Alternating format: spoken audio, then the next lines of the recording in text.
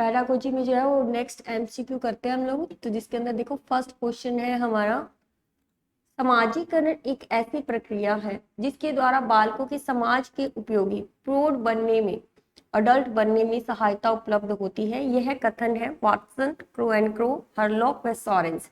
तो ये वाटसन ने दिया था ये कथन। नेक्स्ट है, एक बालक जो पढ़ने में कमजोर है अपनी असफलता का कारण अध्यापक का पक्षपात बताता है। निम्न में से किस रक्षा युक्ति का प्रयोग कर रहा है? एक बालक जो पढ़ने में पहले से खुद ही कमजोर है लेकिन अपनी असफलता का कारण किसको बताता है? अध्यापक का पक्षपात बताता है। निम्न में से किस रक्षा युक्ति का प्रयोग कर रहा है? प्रक्षेपण, उत्क्रमण रचना, दमन या क्षतिपूर्ति। तो ये प्रक्षेपण है। प्रक्षेपण क्या होती है? एक तरह की विधि का नाम ही है। ठीक है, प्रक्षेपण जैसे पक्षपात वाला बता रहे हैं ना, तो उसके अंदर क्या कर रहा है? वो खुद की रक्षा कर रहा है। अपने पेरेंट्स को क्या कह रहा है कि मेरे को जो कि अध्यापक ने जब मुझे ढंग से नहीं पढ़ाया या मेरे साथ क्या किया, पक्षपात किया, कि जो बहुत इंटेलिजेंट बच्चे हैं उनकी तरफ ज्यादा ध्यान देते हैं या दूसरे बच्चों की तरफ ज्यादा ध्यान देते हैं, मेरी तरफ ध्यान नहीं दे रहा है। तो वो क्या कर रहा है? अपने बचाव के अंदर जो विधि का प्रयोग कर रहा है वो विधि कौन सी होती है? प्रक्षेपण विधि होती है। यानी कि पक्षपात जो है वो अपना बता रहा है अध्यापक के बारे में, यानी कि वो खुद की रक्षा कर रहा है। ठीक है, तो इसी वजह से यहाँ पे प्रक्षेपण विधि है। बालक के आत्म केंद्रित व्यवहार का आरंभ उसकी निम्नांकित अवस्था में होता है। आत्म केंद्रित व्यवहार शैशवावस्था में, बाल्यावस्था में, किशोरावस्था में, प्रौढ़ावस्था। मैंने आपको पहले भी बहुत बार बताया, जब एक बालक जो होता है ना बिल्कुल छोटा होता है शैशवावस्था में, शैशवावस्था की अवस्था देखो 0 से लेकर 2 साल तक की अवस्था जो होती है ना वो शैशवावस्था होती है।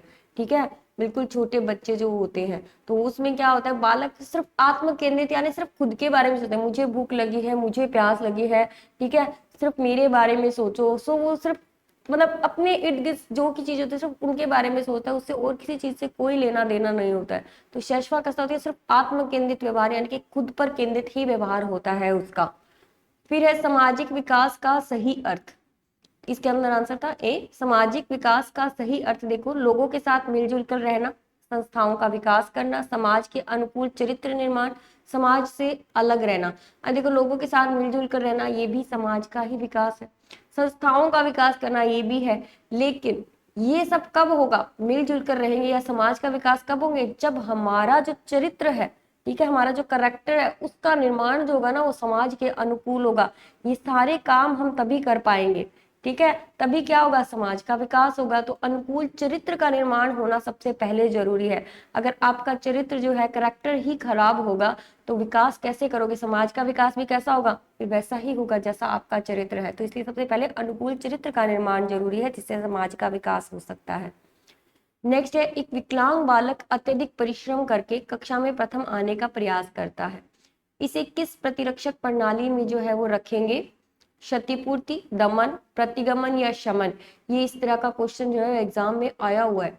एक विकलांग बालक है, अत्यधिक परिश्रम करके कक्षा में प्रथम आने का प्रयास करता है, उसे किस प्रतिरक्षक प्रणाली में रखेंगे? उसे रखेंगे क्षतिपूर्ति।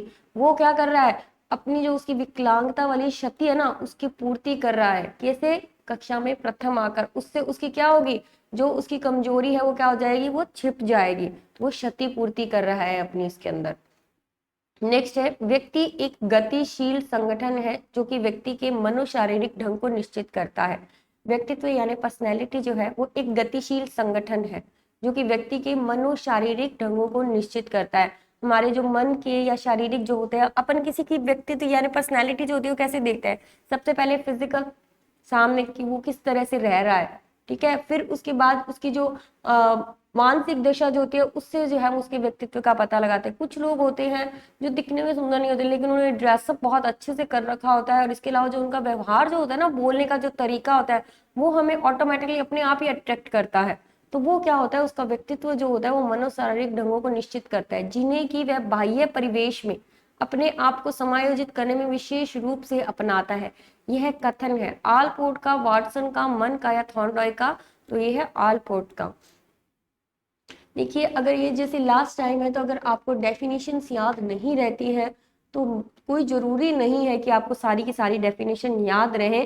तो डेफिनेशन ना भी याद हो तो भी कोई बात नहीं, बाकी के जैसे क्वेश्चंस होते हैं ना, जैसे कि विधियों से रिलेटेड है या जैसे प्रिंसिपल से रिलेटेड क्वेश्चंस है, सूत्र से रिलेटेड क्वेश्चन है, इसके अलावा जैसे बुद्धि लब्धि से रिलेटेड क्वेश्चन है, तो उन क्वेश्चनों की तरफ ज्यादा ध्यान देना, क्योंकि ये जो लास्ट टाइम है इसमें परिभाषाएं याद करनी इतनी पॉसिबल नहीं है। ठीक है, तो इस वजह से आप केवल इनको सुन लीजिए, अगर बाई चांस आ जाता है और आपको ध्यान आता है तो ही टिक लगाइएगा, अदरवाइज मत लगाइएगा। तो सिर्फ एक बार इसमें से देख लोगे तो हो सकता है आपको याद रह जाए डेफिनेशंस। नेक्स्ट है छात्र समूह में चर्चा कर समस्या का हल निकालें। छात्र समूह में अपन आपस में चर्चा करते हैं तो किसी कोई समस्या आ जाती है तो उसका हल निकालते हैं। शिक्षक सुविधा प्रदाता की भूमिका में हो, शिक्षक क्या करेंगे, उसमें सुविधा प्रदान करेंगे, सहायता करेंगे, तो यह उपागम है। सम्मोहन का, निर्मितिवाद का, अनिर्मितिवाद का, इनमें से कोई नहीं, तो ये निर्मितिवाद का है, क्योंकि समूह में चर्चा करके जो समस्या निकाल रहे हैं ना, उससे क्या कर रहे हैं, खुद का ही विकास कर रहे हैं, क्योंकि हर एक व्यक्ति अपनी अपनी समस्या का हल अलग अलग तरीके से बताएगा। एक समस्या मान लो 4 व्यक्तियों के सामने रख दी जाती है, तो चारों व्यक्ति उसका हल अपने अपने निर्माण के आधार पर या अपने अकॉर्डिंग बताएंगे। ठीक है, सबके समस्या के हल एक जैसे कभी नहीं हो सकते हैं। ठीक है, बहुत कुछ चीजें मैच हो सकती है, लेकिन सारी चीजें आपस में मैच होना जरूरी नहीं है, 2 व्यक्ति भी करेंगे तो भी मैच नहीं होगी। ठीक है, तो यहाँ पर तो छात्र समूह में चर्चा कर रहे हैं किसी समस्या को लेकर, तो सबकी राय अलग अलग होती है। शिक्षक क्या करेगा, सुविधा के रूप में जो उनकी भूमिका के अंदर जो रहता है, तो ये क्या होता है, छात्रों का खुद का निर्मितिवाद होता है। निर्मितिवाद मैंने आपको पहले भी बताया था, निर्माण करना, खुद का निर्माण करना जो होता है वो निर्मितिवाद होता है। तो इसके अंदर क्या होगा, निर्मितिवाद उपागम है इसके अंदर। बालक का संवेगात्मक व्यवहार प्रभावित होता है उपवृक्क ग्रंथि से, गर्भ ग्रंथि से, यौन ग्रंथि से, पौरुष ग्रंथि से। तो ये जो उपवृक्क ग्रंथि है, एडिनल ग्रंथि है, ये उपवृक्क ग्रंथि जो है इसको एडिनल ग्रंथि कहा जाता है। तो संवेगात्मक व्यवहार जो है इसी से प्रभावित होता है।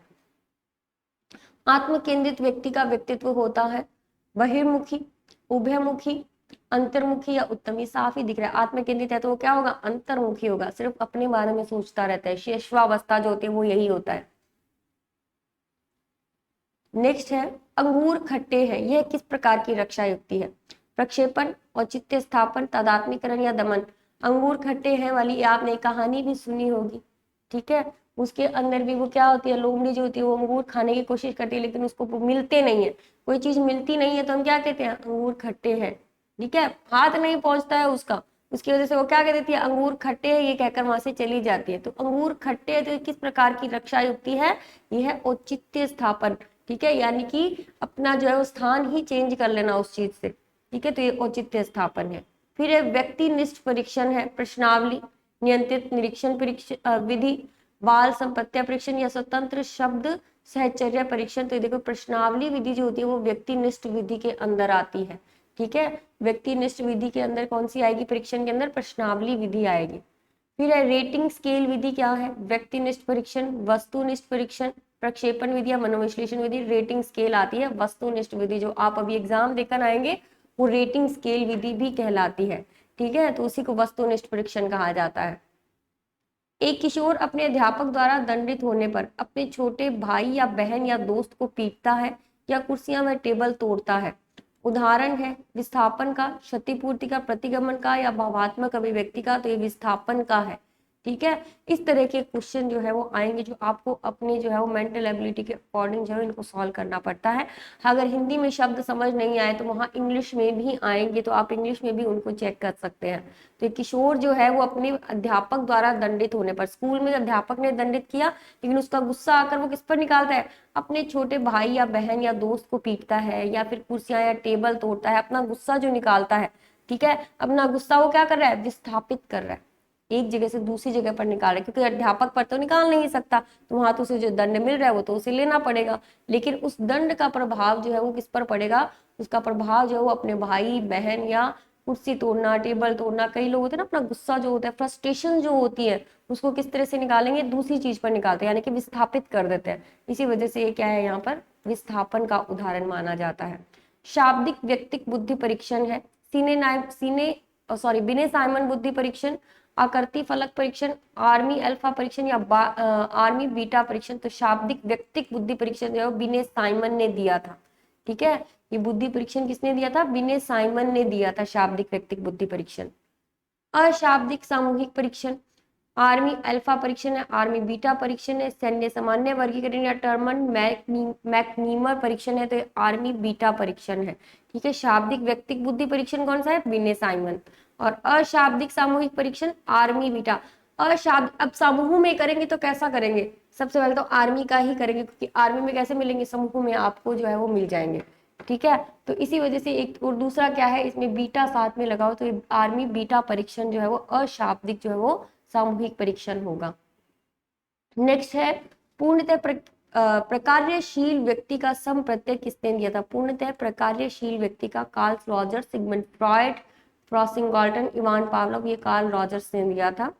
फिर देखो, एक बुद्धि लब्धि 125 रखने वाला बालक कहलाता है। नेक्स्ट है बुद्धि लब्धि 125 रखने वाला बालक कहलाता है प्रतिभाशाली, उत्कृष्ट बुद्धि वाला, प्रखर बुद्धि वाला, सामान्य बुद्धि वाला।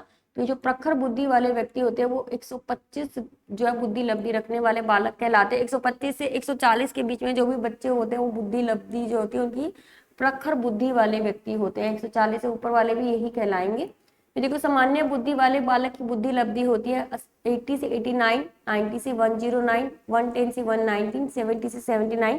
तो देखो 90 से 109 या 90 से 110 जो होती है वो क्या होती है, सामान्य बुद्धि वाले बालक होते हैं। और सामान्य से जो ऊपर होते हैं विशिष्ट बालक जो होते हैं 110 से 119 होते हैं। और 80 से लेके और 89 है या 70 से 70 मंद बुद्धि बालकों के अंदर आते हैं। फिर देखो, बुद्धि लब्धि निकालने का सूत्र है, ये बहुत बार एग्जाम में क्वेश्चन पूछा हुआ है। इसका सूत्र देखो ये है, IQ upon MA, IQ is equal to MA upon CA multiply 100, यानी कि मानसिक आयु, मेंटल एज और करंट एज जो होती है वो दोनों, अगर कई बार जो है वो आपको दोनों एज दे दी जाती है और फिर आपसे बुद्धि लब्धि पूछी जाती है, तो आप इस फॉर्मूले का यूज करके जो है वो उसके अंदर से उसकी बुद्धि जो है वो निकाल सकते हैं। जो भी उसकी बुद्धि लब्धि होगी उसको उसके अकॉर्डिंग जो आप उसको सही से टिक कर सकते हैं। ठीक है, तो कई बार तो क्वेश्चन पूछ लिया जाता है इससे रिलेटेड, कई बार इसका सूत्र भी पूछ लिया जाता है, तो आपको दोनों ही ध्यान रखते हैं। ठीक है, तो IQ is equal to mental age upon current age multiply 100।